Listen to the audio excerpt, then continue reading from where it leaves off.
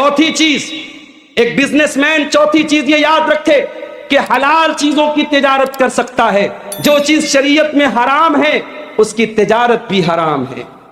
اگر کوئی ایسی چیز ہے جو اسلام میں حرام ہے، چاہے وہ معمولی سا پان مسالہ اور گٹکھا ہی کیوں نہ ہو، وہ سگریٹ اور بیڑی ہی کیوں نہ ہو، جو چیز آپ کی شریعت میں حرام اور مضر ہے اس کی تجارت بھی آپ کے لیے حرام ہے. اللہ کے پیارے نبی فرماتے ہیں لا ضرر ولا ضرار، کہ نہ تو اپنی آپ کو نقصان پہنچانا ہے نہ کسی اور کو نقصان پہنچانے کی اجازت ہے. اور شراب کے سلسلے میں اللہ کے نبی نے فرمایا کہ اللہ کی لعنت ہو شراب کا کے لیے کسی پھل کا رس نچوڑنے والے پر، اور جس کے لیے نچوڑا جا رہا ہے اس کے اوپر، اور شراب اٹھانے والے کے اوپر، اور جس کے پاس شراب کو اٹھا کے لے کے جایا جائے اس کے اوپر، اور شراب پلانے والے کے اوپر، اور شراب بیچنے والے کے اوپر، اور شراب خریدنے والے کے اوپر. تو شراب حرام ہے تو شراب کی تجارت بھی میرے پیارے ساتھیوں حرام ہے.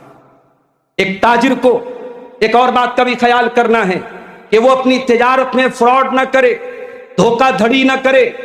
اس کی تجارت بالکل ٹرانسپیرنٹ ہو، بالکل نیٹ اینڈ کلین ہو، بالکل کلیئر تجارت کرے، اس کے معاملات بالکل واضح ہوں. اور جب کلیئر اور ٹرانسپیرنٹ تجارت کرے گا، اللہ کے نبی نے برکت کی دعا دی ہے. اللہ کے نبی فرماتے ہیں البیعان بالخیار ما لم یتفرقا فإن صدقا وبینا بورک لہما فی بیعہما. اگر تجارت کرنے والے سچائی اور ایمانداری کے ساتھ تجارت کریں گے تو خریدنے والے کے مال میں بھی اور بیچنے والے کے مال میں بھی اللہ برکت دے گا.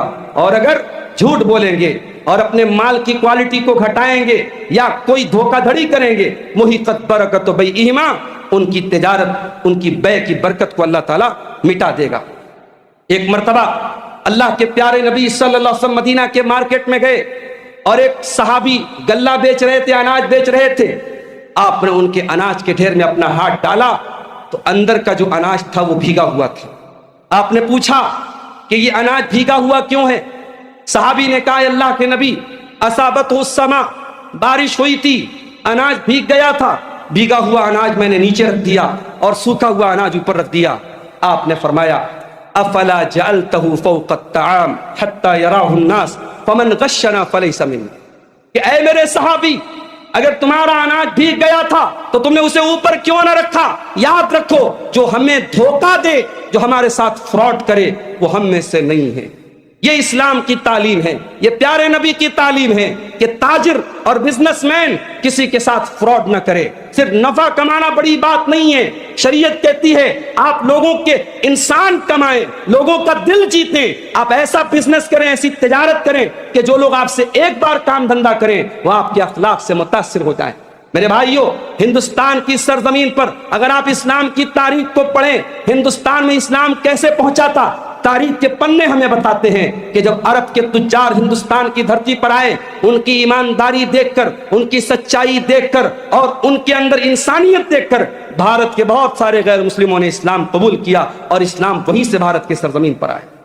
آپ کی تجارت اسلام کی تبلیغ کا ایک بہترین ذریعہ بن سکتی ہے. آپ اپنی تجارت کے ذریعے اللہ کے دین کی اچھی تبلیغ کر سکتے ہیں. میرے پیارے ساتھیوں، تجارت میں ہم اس بات کا خیال رکھیں. اسی طریقے سے ایک تاجر کو ہمیشہ اس بات کا احساس ہو کہ میں بزنس کر رہا ہوں، اگر میں کوئی 420 کروں گا، میں کوئی فراڈ کروں گا، کوئی دیکھے یا نہ دیکھے اللہ دیکھ رہا. اللہ سے نہیں چھپا سکتے، اللہ کا کیمرہ 24/7 آن ہے. یعلم خائنۃ الاعین، اللہ ہماری آنکھوں کی چوری کو بھی جانتا ہے، اللہ ہمارے دل میں چھپی ہوئی باتوں کو بھی جانتا ہے، اللہ ہمیں دیکھ رہا ہے. یہ احساس بھی ہمیشہ ایک تاجر کو ہونا چاہیے. اسی طریقے سے تجارت کرنے والے کو اسلام اس بات کی تعلیم بھی دیتا ہے کہ تجھے جمع خوری نہیں کرنا ہے. لوگوں کی ضرورت کی چیزیں ہیں، لوگوں کی غذا کی چیزیں ہیں، جب سستی ہیں ان کو خرید کے اسٹور کر لیا جائے، اور جب مہنگی ہو جائے اور جب ان کی مارکیٹ میں ان کی ضرورت پڑے تو مہنگے داموں میں ان کو بیچا جائے. یہ جمع خوری اسلام میں اس کی سختی سے مذمت ہے. اللہ کے پیارے نبی فرماتے ہیں لا یحتقر الا خاطئ، کہ جمع خوری وہی انسان کر سکتا ہے جو غلط کام کر رہا ہو، جو خطا کا کام کر رہا ہو. اور آخری بات، تجارت کے تعلق سے آخری بات یہ ہے میرے پیارے ساتھیوں کہ جب ہم تجارت کریں تو ہم نرمی سے کام لیں. ہم خریدنے اور بیچنے کے لیے جب بیٹھیں تو ایسا نہ ہو کہ ہمیشہ ہمارے چہرے پر 12 بج رہا ہو، آج ہم دیکھتے ہیں اپنی آنکھوں سے ایک مسلمان کی دکان ہے اور اس کے بازو میں غیر مسلم کی دکان ہے. مسلمان کے یہاں کسٹمر کم آتے ہیں, غیر مسلم کے یہاں زیادہ آتے ہیں. مسلمان کہتا ہے بھائی میرے ساتھ تعصب بڑھتا جا رہا ہے, میرے ساتھ بھید بھاؤ بڑھتا جا رہا ہے.